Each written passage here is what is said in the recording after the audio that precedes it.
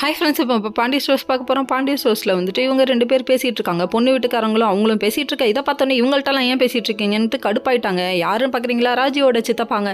சரின்னு சொல்லிட்டு ஓவராக பேசிகிட்டு இருக்கீங்க. என் வாயிலிருந்து வந்துட போதுன்னு ராஜி ரொம்ப நேரமாக சொல்லிட்டு இருக்காங்க. என்ன தப்பாக சொல்ல வராங்கன்னு பார்த்தா, இவங்க டியூஷன் அனுப்புனது தப்புன்னு சொல்கிறீங்க. இவங்க யாருக்குமே தெரியாமல் நானாக தான் போனேன், என் விருப்பத்துக்கு போனேன், அதுவே நீங்கள் தப்புன்னு சொல்கிறீங்க. அப்போ உங்கள் பிள்ளை என்ன பண்ணான்னு தெரியுமா அப்படின்னு சொல்லி கேள்வி கேட்க ஃப்ளாஷ்பேக் ஓட்டி காமிக்கிறாங்களாமா எல்லார்ட்டையும். அதாவது எங்களை கல்யாணத்துக்கு முன்னாடி கடத்திட்டாங்க, சரவணன் மாமா கல்யாணத்தன்னைக்கு என்னையும் மீனாக்காவையும் கடத்தினாங்க அப்படின்னு சொல்லி விஷயத்த சொல்ல குண்டை தூக்கி போட்ட மாதிரி ஆயிடுச்சு. எல்லாருக்கும் பயங்கர கோவம் வந்துருச்சு. அதுவும் நம்ம கதிர் குதிச்ச குதிய பார்க்கணுமே, ஐயோ வானத்துக்கு பூமிக்கு குதிக்கிறாரு, ஊர்ல சின்ன பிள்ளைங்கிறது சரியா போச்சுப்பா அப்படிங்கிற மாதிரி ஆயிடுச்சு. அதுக்கப்புறம் விடுங்க, அவன் கை கால உடைக்கிறான் அப்படி இப்படின்னு கத்த. அதுக்கப்புறம் ஈரான்னு சொல்லிட்டு பாண்டியன் போயிட்டு ஹை பிபி ஆயிட்டாரு.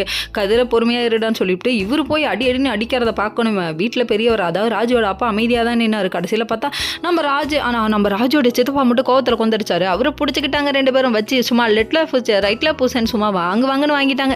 அடுத்ததுக்கப்புறமா சரி இவங்கெல்லாம் திருந்த மாட்டாங்க, இதுவே நான் வந்து ரொம்ப நேரம் ஆகாது, அன்னைக்கே போலீஸில் கம்ப்ளைண்ட் கொடுத்துருந்தா நாரி இருக்கும் உங்கள் குடும்பம் மானமே அப்படின்னு சொல்லிட்டாங்க.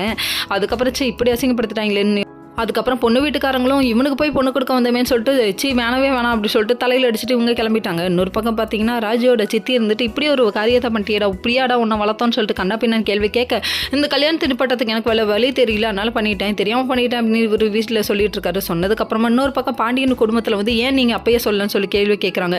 நம்ம சரவணன் மாமாவோட கல்யாணம் முக்கியம், அதுக்காக தான் அப்படி பண்ணேன் அப்படின்னு சொன்னேன். சரவணனுக்கு ஒரு சென்டிமெண்ட் ஃபீலிங் போட்டாங்க. Okay friends.